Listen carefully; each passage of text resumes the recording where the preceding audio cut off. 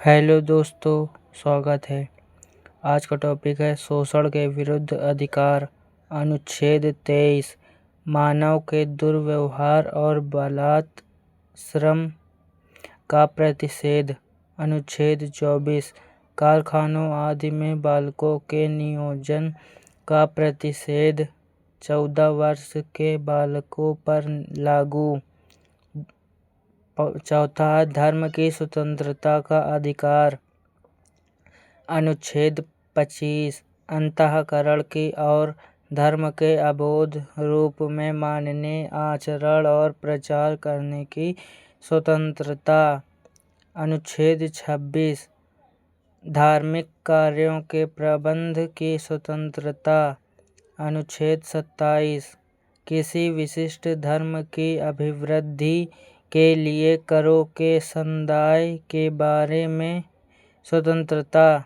अनुच्छेद 28 कुछ शिक्षा संस्थाओं में धार्मिक शिक्षा का धार्मिक उपासना में उपस्थित होने के बारे में स्वतंत्रता। अनुच्छेद 29 अल्पसंख्यक वर्गों के हितों का संरक्षण। अनुच्छेद 30 शिक्षा संस्थाओं की स्थापना और प्रशासन करने का अल्पसंख्यक वर्गों का अधिकार। अनुच्छेद 31 भारतीय संपत्ति का अनिवार्य अर्जन। 44वें संविधान संशोधन अधिनियम 1978 द्वारा निर्देशित। 31 का संपदाओं आदि के अर्जन के लिए उपबंध करने वाली विधियों की व्यावृत्ति। 32 का अनुच्छेद 32 का खा 31 का खा कुछ अधिनियमों और विनियमों का विधिमान्यकरण। अनुच्छेद 31 का गा कुछ निदेशक तत्वों को प्रभावी करने वाली विधियों की व्यावृत्ति।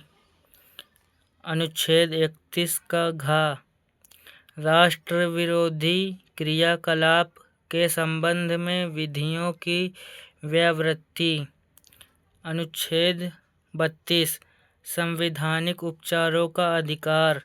भाग 3 द्वारा प्रदत्त अधिकारों को प्रवर्तित कराने के लिए उपचार। इन अनुच्छेद द्वारा प्रदत्त मूल अधिकार को डॉक्टर भीमराव अंबेडकर ने संविधान की आत्मा कहा है। अनुच्छेद 32 का राज्य विधियों की संवैधानिक वैधता पर अनुच्छेद 32 के अधीन कार्यवाहियों में विचार न किया जाना। अनुच्छेद 33 भाग 3 द्वारा प्रदत्त अधिकारों का बलों आदि को लागू होने में उपांतरण करने की संसद की शक्ति। अनुच्छेद 34 जब किसी क्षेत्र में सेना विधि प्रवृत्त है तब भाग 3 द्वारा प्रदत्त अधिकारों का निर्बंधन। अनुच्छेद 35 भाग 3 के उपबंधों को प्रभावी करने के लिए विधान अस्पृश्यता तथा बालात श्रम के लिए संसद ने इस अनुच्छेद के तहत दंड का प्रावधान किया है। राज्य की नीति निदेशक तत्व। अनुच्छेद 36 इसमें कहा गया है कि अनुच्छेद 12 में दी गई राज्य शब्द की परिभाषा भाग 4 अर्थात नीति निदेशक तत्वों के लिए भी लागू होगी। अनुच्छेद 37 भाग 4 में अंतर्विशिष्ट तत्वों का लागू अर्थात राज्य का यह कर्तव्य है कि वह इसे भाग में अंतर्विशिष्ट तत्वों को विधि बनाते समय लागू करे, किंतु यह किसी न्यायालय द्वारा प्रवर्तनीय नहीं है। अनुच्छेद 38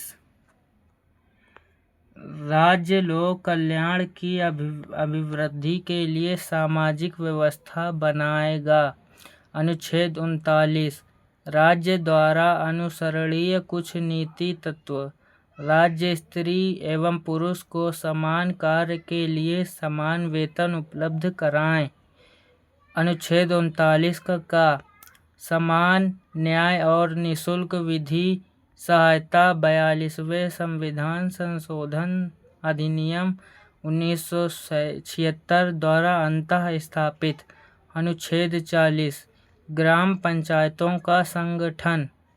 अनुच्छेद 41 कुछ दशाओं में काम, शिक्षा और लोक सहायता पाने का अधिकार।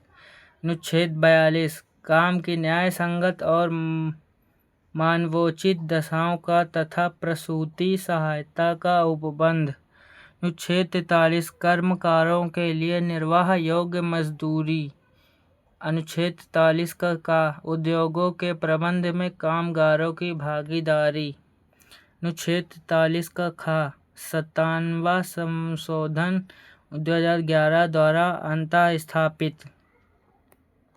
अनुच्छेद 44 नागरिकों के लिए एक समान सिविल संहिता। अनुच्छेद 45 आरंभिक शिशुत्व देखरेख तथा 6 वर्ष से कम आयु के बालकों के लिए निःशुल्क और अनिवार्य शिक्षा का उपबंध। 86वें संविधान संशोधन अधिनियम 2002 द्वारा प्रतिस्थापित। अनुच्छेद 46 अनुसूचित जातियों, अनुसूचित जनजातियों और अन्य दुर्बल वर्गों के शिक्षा और अर्थ संबंधी हितों की अभिवृद्धि।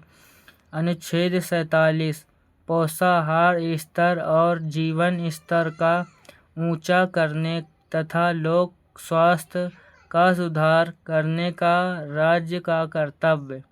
अनुच्छेद 48 कृषि और पशुपालन का संगठन।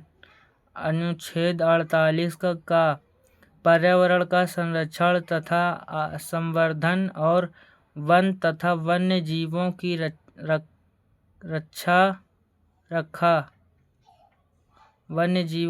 रक्षा 42वां संविधान संशोधन अधिनियम द्वारा अंतः स्थापित। अनुच्छेद 49 राष्ट्रीय महत्व के स्मारकों, स्थानों और वस्तुओं का संरक्षण। अनुच्छेद 50 कार्यपालिका से न्यायपालिका का पृथक्करण। धन्यवाद। अगर आपको यह वीडियो अच्छा लगा हो तो कृपया चैनल को लाइक, शेयर, सब्सक्राइब जरूर करें। और अनुच्छेद 51 आपको पता हो तो कमेंट में ज़रूर बताएं। धन्यवाद।